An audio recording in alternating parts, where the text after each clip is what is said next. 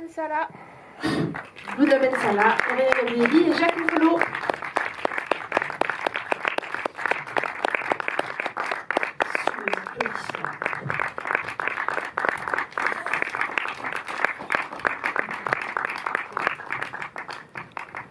On a 3 micros pour 4. On se passera la parole. Merci beaucoup. Je vais poser là ou les 2-3 premières questions, mais dès que vous avez envie d'intervenir, n'hésitez pas. Peut-être Louda, pour peut-être un peu faire le lien avec ta présentation et puis la capsule qu'on vient de voir, comme on s'est dit, c'est vrai que c'est un exercice de parler après une première lecture du film. Tu as parlé d'un film très personnel, et là le chef opérateur parle aussi d'une grammaire en fait documentaire, d'une certaine façon. Alors, peut-être tu pourras nous dire ton avis là-dessus. Est-ce que c'était une des idées de raconter une histoire personnelle avec cette grammaire-là, cette envie-là d'avoir quelque chose d'assez réaliste, disons? Il y a plusieurs choses. Déjà, il y a le fait qu'on n'ait pas d'argent, enfin qu'on n'avait rien, comme il disait, lui il était tout seul, donc les choix sont très limités rapidement. Ensuite, il y avait l'idée d'être dans un film de point de vue, c'est-à-dire toujours centré sur Aurélien, dans son point de vue, essayer de raconter les choses telles que lui il les voit, telles qu'il peut les ressentir, donc essayer d'amplifier cette impression-là.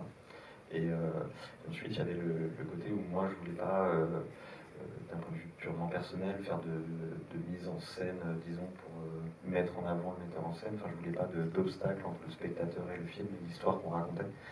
Et parfois, les premiers films ont tendance à faire ça, c'est-à-dire que c'est très dur de faire un premier film en France, et on a toujours tendance à vouloir dire je sais faire de la mise en scène, regardez, et parfois ça parasite la lecture, et je voulais absolument pas de ça. Donc, je dirais pas qu'on était dans une forme documentaire parce qu'on est beaucoup à l'épaule, mais c'est surtout la première partie du film, après on est plus fixe, on a beaucoup plus utilisé de trépied, parce que c'était le mouvement du film aussi, c'est-à-dire l'énergie qui le noie et tout ça, et qu'à un moment ça se canalise un peu plus. Et après, voilà, le but c'était de le suivre et d'être avec lui le plus possible, donc on s'adaptait aussi beaucoup à lui, à comment il se déplaçait, comment il faisait les choses. Aurélien, tu avais déjà joué, je crois, dans deux ou trois courts-métrages de Louda. Deux. Et d'où, toi, ce rôle complet, enfin, où tu es quasiment à tous les plans du film, etc. Comment est-ce que s'est passé pour toi la découverte de ce projet? C'était peut-être un prolongement des films précédents que vous avez fait ensemble. Comment est-ce que ça s'est passé, ton entrée dans ce projet, votre collaboration? Non, je sais pas si c'était un prolongement des autres films, c'était assez différent quand même. J'ai plongé. En fait, ça s'est passé assez vite entre la proposition et le tournage. Il y a eu très peu de temps, donc déjà on n'a pas beaucoup travaillé. On était dans l'action tout de suite. C'est un tournage très intensif et j'ai essayé d'être au taquet le plus possible. Plein de fois, je vous cache pas, j'étais un peu perdu, mais Louda était là pour dire ce qu'il voulait. Il sait ce qu'il veut, donc c'est plus évident. Toi, tu as eu cette impression Louda parle d'une certaine façon de ne pas trop montrer la mise en scène, de s'effacer pour avoir un lien direct avec le spectateur. Pour toi, ça se traduisait comment ça dans le travail avec lui? Je m'en suis pas trop rendu compte. Mais c'est-à-dire d'effacer Non, mais les effets de mise en scène, disons. Il n'y avait pas de machinerie, tu n'avais pas de marque au sol, tu étais assez libre là-dessus. C'était un tournage assez sauvage. Et il y a des pour et des contre. Ça donne plus de liberté, donc il y a moins sur les tournages, des fois, quand on est un peu coincé entre la lumière, quelqu'un qui vous coiffe les cheveux, l'autre qui vous machin, on ne s'autorise plus à bouger. Donc c'est vrai que ça offre beaucoup de liberté, et je pense que ça se voit dans le film. Et après, en même temps, c'est intensif. Il faut suivre la cadence. Jacques, alors bon, je tire un peu ma question du dossier de presse dans lequel j'ai lu que Louda parlait de vous comme d'une sorte de parrain, enfin, de parrainage, et aussi parle de votre regard de réalisateur aussi, en plus d'être un acteur, qui fait que vous donnez à ce personnage qui finalement a pas une grande importance, mais une présence, une énorme présence justement, et un recul sur les choses. Est-ce que vous pensez qu'en tant que réalisateur, vous avez aussi ce recul sur le film?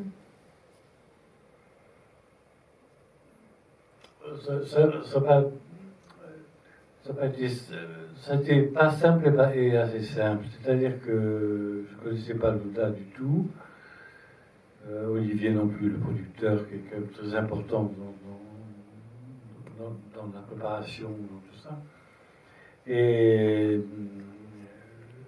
le fait que Olivier, le producteur Capelli, est ami avec la productrice de mes films, et il n'osait pas m'appeler, ou il disait, donc Pauline lui a dit, mais appelle-le. Donc Olivier m'a appelé.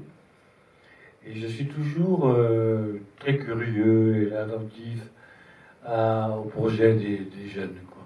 Parce que la jeunesse, il n'y a rien de plus vrai, quoi. Hein, même s'ils se trompent. Alors j'ai dit à Pauline qu'il m'appelle. Donc il m'a beaucoup appelé, et au bout d'un moment, j'ai dit à Olivier, vous m'êtes sympathique, mais moi, c'est le metteur en scène que j'aimerais quand même rencontrer. Alors j'ai rencontré Louda Bensana au Select, et je m'en souviens pas très bien. Je suis un peu surpris. Comment ça s'est passé? Je l'ai trouvé très beau, parce qu'il ressemble à Wiesmann. Non, mais ça s'est passé que vous sortiez d'une opération.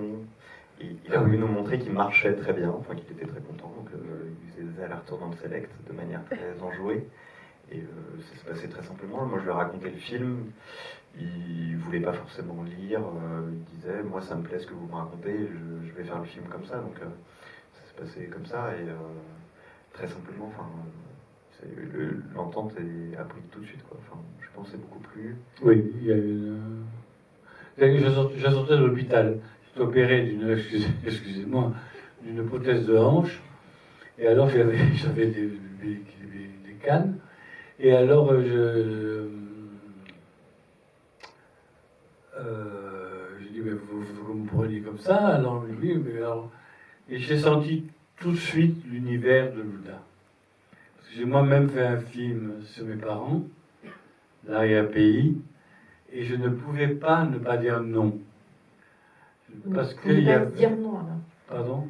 Vous ne pouviez pas dire non. Oui, je ne pouvais pas dire non. Parce que ça me parlait, quoi. Je sais que c'est pas évident de parler de soi. C'est très compliqué. Alors, j'ai pas lu le scénario, il me l'a envoyé, mais j'ai rien compris. Et j'ai dit, quoi qu'il arrive, je le ferai. Et Olivier, gentiment, le producteur Capelli, m'a dit, si vous voulez, je viens vous chercher et on va le tourner. Et j'ai accepté comme ça. Mais surtout par connivence, par amour, par désir, par respect, par de la démarche de Louda. Voilà. C'est très difficile de parler de soi. C'est très difficile de parler de ses parents. Et ça a été pour moi une expérience, là, avec mes 80 ballets, ça a été une expérience très très forte. Louda était très présent, Olivier surtout, pour les choses pratiques. Et la sœur de Louda venait me mettre les chaussettes de contention à l'hôtel. Ils avaient organisé les horaires en fonction de mon état. Donc midi 8 heures, ça m'allait très bien. Et quand j'ai vu, je suis allé chez le père de mon personnage, avec Louda, je suis rentré dans cette brasserie, restaurant, rempli d'horloges, cet homme qui était beau. Je me suis vu chez moi. Je ne me suis pas posé de questions. J'étais chez moi. Louda était adorable, Olivier aussi.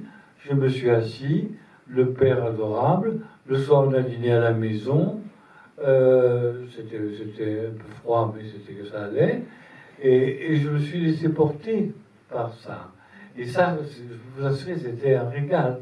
Puis après, on me présente le fils, Aurélien, pas très bavard, Mais je me dis, mais je ferai avec. Et, et il était mignon, ça m'allait. Et puis j'étais là, il y avait le chien, il y avait l'ami, il y avait tout le monde, enfin, voilà. Et j'étais vraiment, c'était un tournage, c'était un régal, malgré mes béquilles. Effectivement, ça donne envie de participer au prochain tournage. Est-ce que vous avez des questions qui ont surgi pendant ces premières réponses? Ah, monsieur. Je vous amène le micro pour qu'on vous entende bien.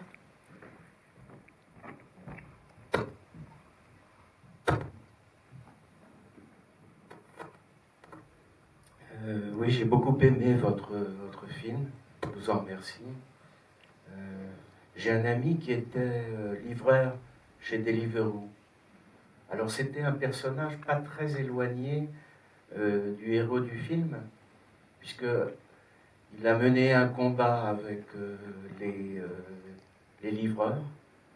D'ailleurs, Deliveroo a été condamné récemment pour salariat dissimulé.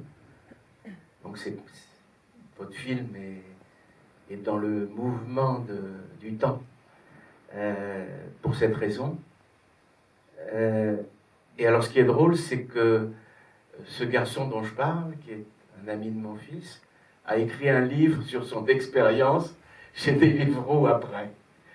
Je ne sais pas si vous en avez entendu parler. Donc du coup, on comprend dans ce qu'a raconté le père de Labidi, le comédien qui joue le père de Labidi, on comprend que c'est votre histoire, en quelque sorte. Un peu.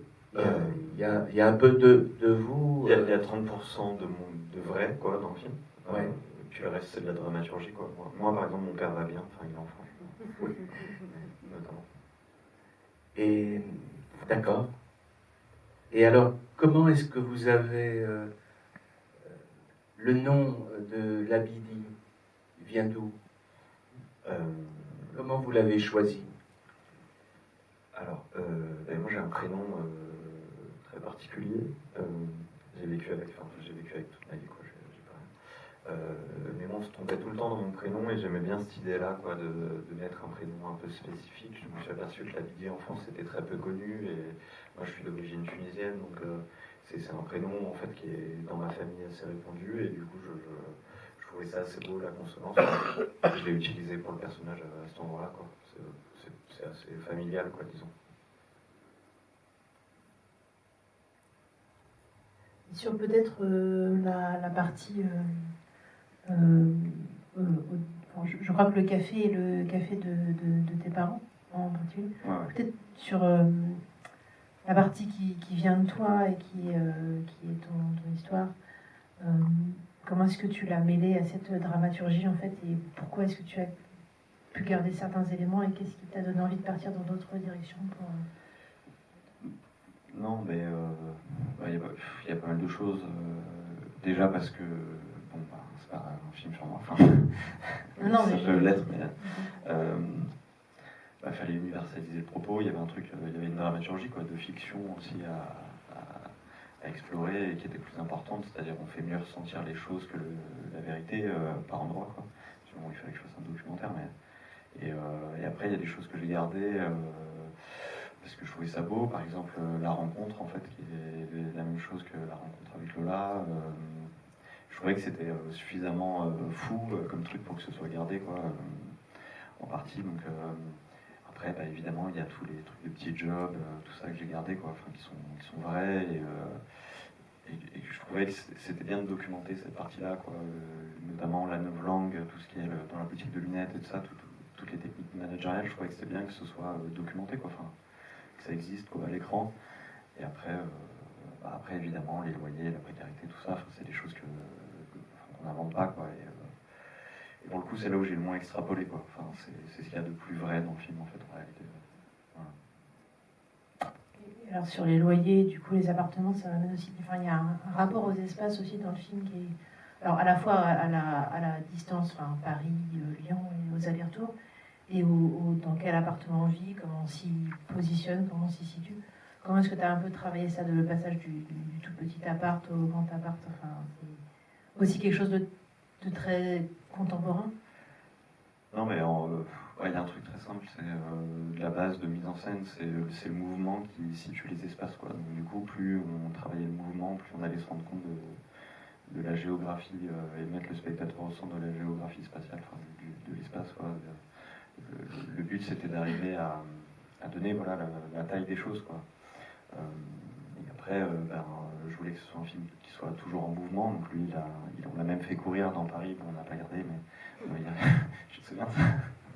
Non, je suis en scooter et lui il courait dans Paris, le pauvre. Et voilà, il y avait un truc sur le mouvement, quoi. Vu que le but c'était que lui fasse un peu n'importe quoi et qu'il bouge, mais qu'il n'avance pas réellement, en fait, je trouvais ça bien. Il y avait sur le coup des allers-retours, avec Lyon et Paris, parce que je voulais pas que ce soit un film parisiano-centré. Enfin, je crois qu'il y avait un vrai truc presque balsacien, quoi, du fait de monter à la capitale pour essayer de vivre de ses rêves et tout ça. Donc c'était important de jouer là-dessus, parce que je crois que c'est une vraie... il y a un vrai truc sociologique dans Paris, quoi, qui sont les Parisiens et qui sont ceux qui galèrent, en fait. C'est-à-dire ceux qui viennent d'ailleurs. Donc c'était important, quoi, de mêler les deux, quoi. Et quand quand on parle de peut-être pas de genre mêlé, mais il y a aussi quelque chose qui est assez très singulier dans un film comme ça qui parle de la jeunesse, de la galère, etc. C'est que c'est quand même souvent drôle.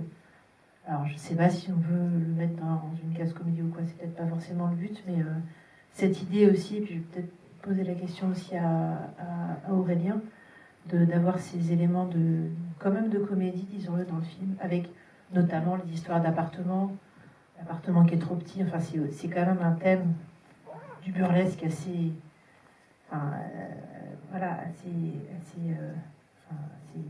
drôle.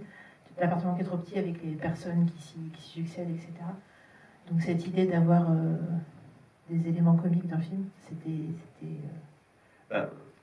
moi c'était pour moi c'était central dès l'écriture, dès le début. Déjà aussi parce que je connais Aurélien, que je connaissais pas vraiment Léon, mais je l'avais déjà vu et j'avais trouvé très drôle quand je l'avais rencontré. Donc après, ça c'est eux qui ont fait une sorte de magie, c'est-à-dire c'est beaucoup plus drôle là que ce que il était à l'écrit. Moi je voulais que ce soit drôle parce que nous, quand on a vécu la précarité, il y avait un truc, c'était très drôle, quoi. Je dis on avait vécu la précarité, mais en fait on n'en est pas vraiment sorti. Mais il y avait un truc très comique, où on en riait beaucoup aussi pour tenir, quoi. C'était le moyen de tenir, quoi, de ne pas abandonner les choses, c'était de se moquer un peu de nous, de la situation qui était complètement absurde, quoi. Et je voyais qu'il y avait tout un pan du cinéma, tout ça, qui évoquait la précarité comme un truc très lourd, très... fallait s'excuser d'être pauvre, c'était horrible, tout le monde était triste tout le temps. Moi je suis d'une famille qui a toujours été modeste, mais jamais eu d'argent, plus que ça, quoi. On n'a jamais été triste, quoi. On s'est jamais excusé de ça ou quoi, et je voulais que le film ait cette tonalité-là, quoi. Pour moi c'était important. Et après, encore une fois, c'est Aurélien, il a un potentiel comique énorme, et il a eu un César pour ça, d'ailleurs, pour les mauvais garçons, qui a eu le César du meilleur court-métrage cette année, dont Aurélien le premier rôle, et le film est très drôle, parce qu'il joue là-dessus aussi. L'humour, c'est mystérieux. Il y a des fois des scènes dans le scénario où on se dit on a hâte de la faire, notamment les cascades en voiture quand les gens ils se jettent. Ça, tel scénario, on se dit quand est-ce qu'on tourne ça. Et après c'est sur le moment, sur les propositions, avec les acteurs qu'il y a là, c'est sûr que Michael, Léon, Louise, Jacques, il y a des propositions, et puis d'un coup on a des envies sur le moment, et puis ça se fait. Et aussi beaucoup le montage, j'ai l'impression qu'après au montage vous servez de certaines matières pour faire rejaillir encore plus la drôlerie. Avec le faire rire et à la fois la drame de l'homme qui se jette sous un camion pour gagner de l'argent, c'est quand même une des scènes. Ou le père qui, avec la blague sur le voile, qui est aussi quelque chose de drôle et tendu à la fois. Il y a toujours cette ambivalence. Je ne sais pas si Jacques... Oui, j'aimerais rebondir sur le montage, parce que Louda, c'est très bien entouré. Et je suis admiratif de toute cette équipe. Et Louda a laissé une liberté. On a beaucoup improvisé. Moi, j'ai appris pendant 1 heure, entre guillemets, avec le père de Louda, qui est une perle, à faire du café. Bien, le truc, faut pas qu'on voit le patron au truc. Et je suis fasciné par ça. M'a fasciné en voyant le film. C'est-à-dire, je faisais très bien c'est drôle, j'avais le trac de faire le café. Et il n'a pas monté. Il a monté une prise où je suis de dos, je fais le café. Il a eu raison. Parce qu'on voyait Jacques Nolot qui a vraiment travaillé. C'est comme quand Catherine Deneuve repasse du linge, vous savez. Des fois, on n'y croit pas. Et ça, je trouve ça très très bien. Il y a autre chose aussi qui me fascine. Moi, ça me fascine. Parce qu'ils m'ont fait improviser. Ils m'ont fait, Louda m'a demandé des choses, j'ai improvisé. Des choses très bien, vraiment très très bien. Ils n'ont rien mis. Et ils ont eu raison. C'est ça qui est magique. C'est ça qui est magique. C'est que tout d'un coup, le montage et les Louda, surtout, Olivier peut-être, aussi, en regard, quoi, avec le film, quoi, a un esprit qui, et tout d'un coup, je venais comme un cheveu sur la soupe, c'était tout ce que j'ai fait était sans intérêt.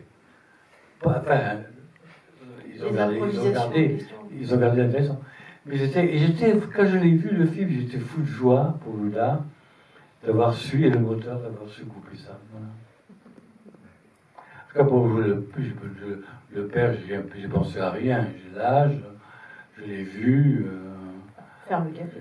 Voilà, j'ai qu'à me laisser aller, porté par le climat, par l'ambiance du plateau qui était très chaleureuse. Et très famille, et que j'avais voilà, écouté et fait.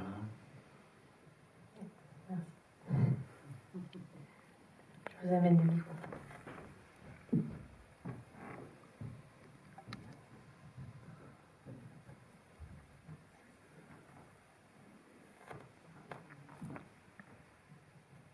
Oui, j'ai vraiment beaucoup aimé ce film. J'ai trouvé qu'il était d'une délicatesse, une histoire d'amour contemporaine.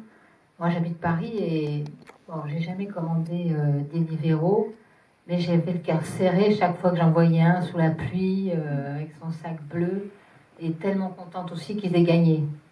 Mais je voulais là vous dire merci pour le casting, parce qu'en dehors, bien sûr, des acteurs principaux, tout le monde est à sa place.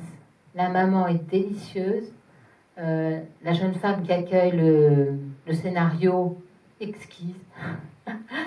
Celle qui est manager dans le film, dans le magasin. Super. Enfin, c'était un bonheur et donc merci à vous tous. Merci beaucoup. Sadia. Je voulais Sadia Betaïeb. La maman, ouais. Ça s'appelle Sadia Bentaïeb. Qui est merveilleuse, qui est une comédienne de chez Pomera et qui a déjà travaillé avec Louda et que j'ai rencontré avec beaucoup d'amour sur le film de Louda, et nous nous revoyons là. Et là, elle tourne un film avec Justine Triet.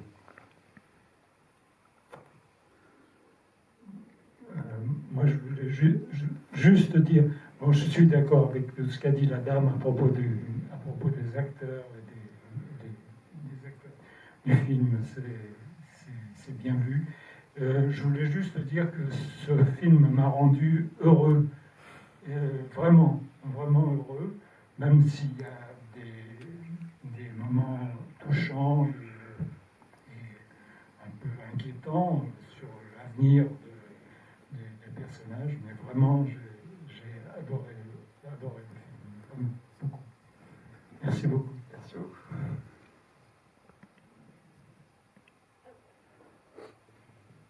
Est-ce que quelqu'un a une question? Beaucoup de compliments très mérités.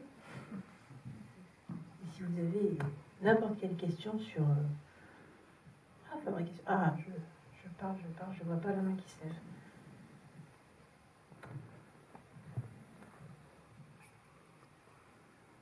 Bonsoir, merci pour votre film. Attendez, ouais. J'aimerais vous poser une question sur les transclasses. Parce qu'on a l'impression que finalement, rester dans sa propre classe, c'est l'assurance d'une forme de sécurité dans l'existence. Et en même temps, le titre Le monde après nous, ça, on a l'impression que tout le monde doit devenir des transclasses. Est-ce que l'avenir de ce monde social est en fait un mouvement perpétuel qui ne mène nulle part avec une absence de sécurité que montre très bien Deliveroo, par exemple? Selon vous? Très vaste question. Faut que j'y réponde en moins de 5 minutes là. C'est compliqué, c'est-à-dire que être transclasse, c'est le pacte républicain, quoi. C'est-à-dire c'est l'élévation sociale par les études, par machin. Moi, j'y crois pas trop, quoi. Malgré tout, je crois beaucoup au déterminisme social malgré nous. Enfin, moi, par exemple, on m'a jamais dit que j'avais le droit de faire des films quand j'étais enfant. Je savais pas que c'était un métier, je l'ai appris à 23 ans.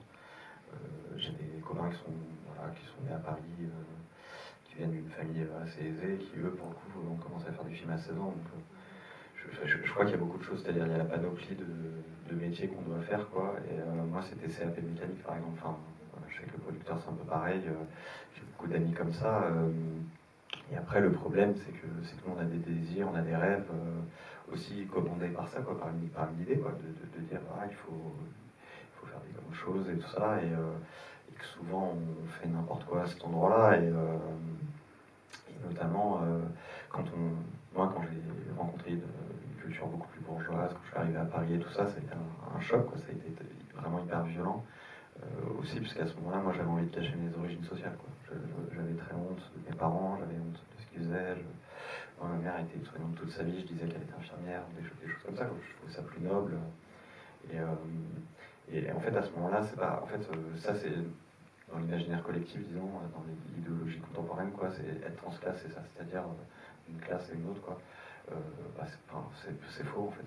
Ça, c'est devenir bourgeois, complètement. Enfin, c'est quand tu as honte de là où tu es, que tu te racontes des idées, c'est que, en fait, tu intègres les codes innés de la classe dans laquelle tu arrives, en fait.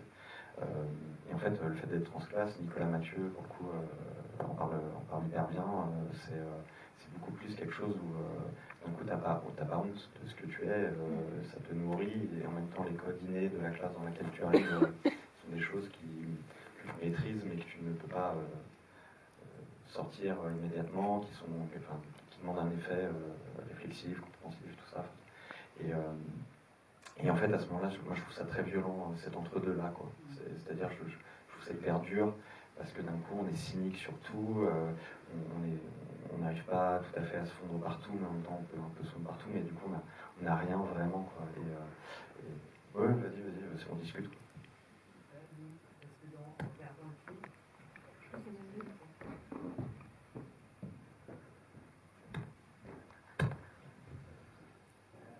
Dans le film, on a l'impression que le personnage est tragique, un peu comme si le fait d'être transfuse était une malédiction, et que en devenant transclasse, c'était un peu Sisyphe, quoi.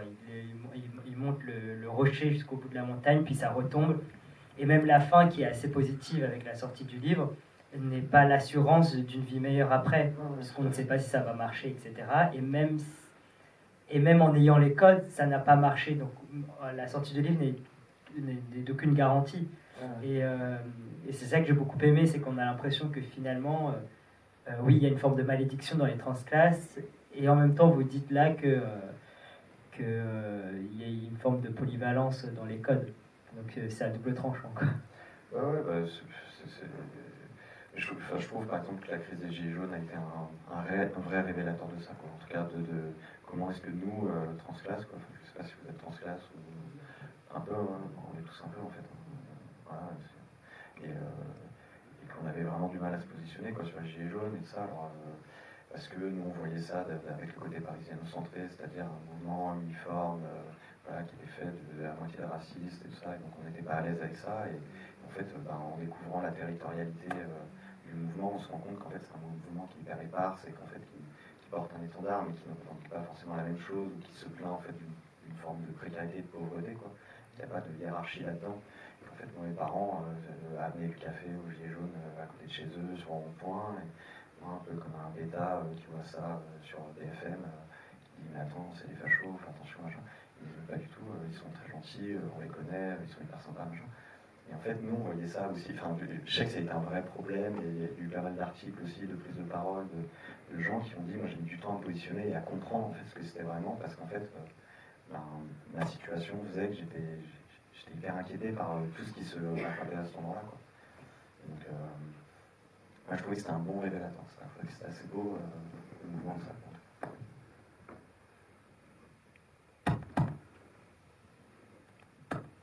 Je vous remercie aussi beaucoup pour ce très beau geste de cinéma. Et je rebondis sur cette question en fait, parce que c'est vrai que je trouve que, là, après les premières discussions et tout, ce qui me vient, c'est que dans ce film-là, effectivement, il y a le sujet de l'amour, de la précarité, et effectivement la question du politique aussi, avec cette question de la classe sociale. Et en fait, là me revient le passage très très fort où du coup Gabriel dans le film, un peu l'écriture se débloque. Il y a ce passage très beau où justement avec les questions de transclasse, etc. Un texte très très fort. Et du coup là, je me demande est-ce que ce passage très écrit et très beau, est-ce qu'il était là dès le début de l'envie du film? Est-ce que c'était vraiment une intention première de parler de ça, et donc qui relaie aussi les questions familiales et d'origine, ou est-ce que c'était plutôt l'histoire d'amour? Enfin voilà, quel était parmi les trois sujets très forts du film peut-être le truc le plus fort au tout départ en fait?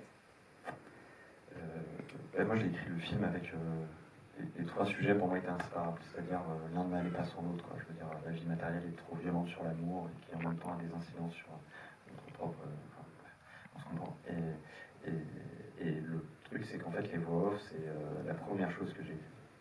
C'est le point de départ du film et c'est ce qui est resté le plus personnel, quoi. Du coup, c'est presque moi qui m'adresse à travers Aurélien aux spectateurs à cet endroit-là. Enfin, après, ouais, pardon. Après, il y a eu un travail.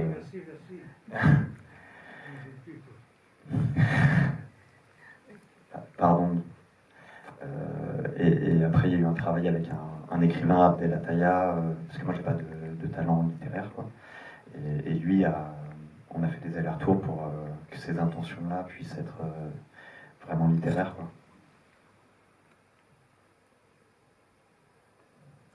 Qui veut enchaîner ou se déchaîner? Peut-être on va parler un peu des musiques, parce qu'il y a la musique originale, donc peut-être tu peux... de cordes, qui...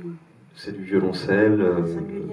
Voilà, c'est le compositeur du film, Jean-Charles Bastion, qui a proposé ça très vite. Moi, je voulais pas de musique électronique, je voulais que ce soit que organique et qu'on ait. L'idée, c'était que la musique reflète ce que lui pensait et ressentait aux endroits du film, qu'on a appuyé à cet endroit-là, vu que c'est un film à la première personne, c'était hyper important. Et après, ouais, il y a les musiques. Alors moi, je ne sais pas entendre la Rousseau dans un, mais ça m'a fait. Enfin, je trouve que c'est une musique qui fait plaisir. En fait, ça partit peut-être d'une certaine nostalgie. Enfin, je parle de mon point de vue, mais ces choix-là de musique pop, enfin populaire, comment tu les as guidés? Qu'est-ce qui t'a guidé dans ces choix? La musique, c'était hyper collaboratif. Par exemple, la première musique où ils dansent tous ensemble dans l'appartement, c'est le monteur qui a trouvé la musique. Moi, je la connaissais pas, je trouvais ça super. Il a proposé ça, on l'a gardé tout de suite. Et après, la Rousseau, c'est un peu plus complexe comme histoire. Nous, on avait trouvé une autre musique, en fait, le point de départ, c'est que c'était le chanteur de Daniel Balavoine, qui était plus immédiat, ça racontait plus de choses dans le film.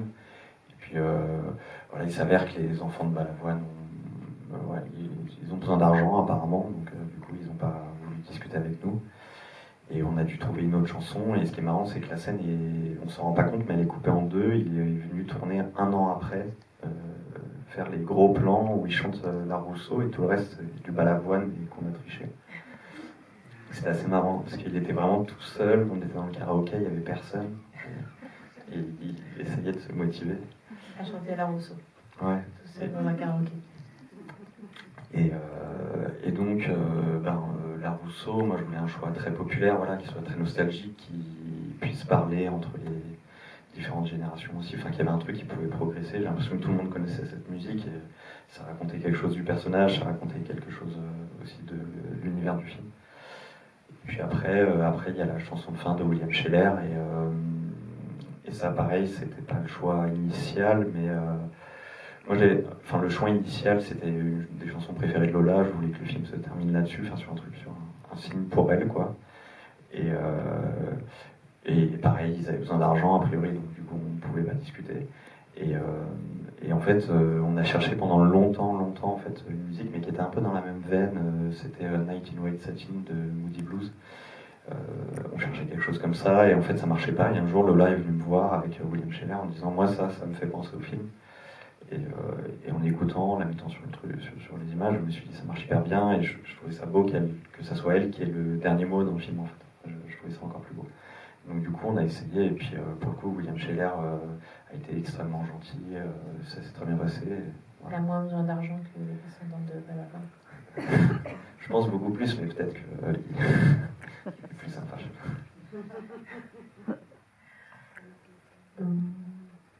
Sauf s'il y a une petite dernière pour la route, mais sinon je vais vous remercier chaleureusement tous les trois pour ce très beau film. Je suis vraiment très heureuse d'avoir pu donc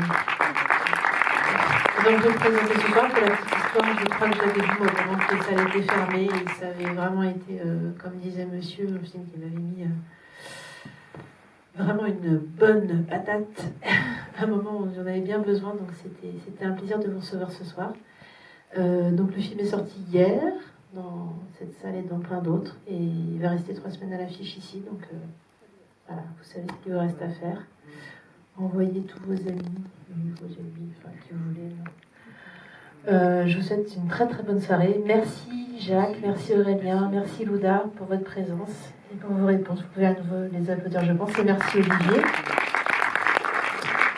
et Margot pour Tandem Distribution qui nous a permis d'organiser cette rencontre. Très bonne soirée à tous et à toutes.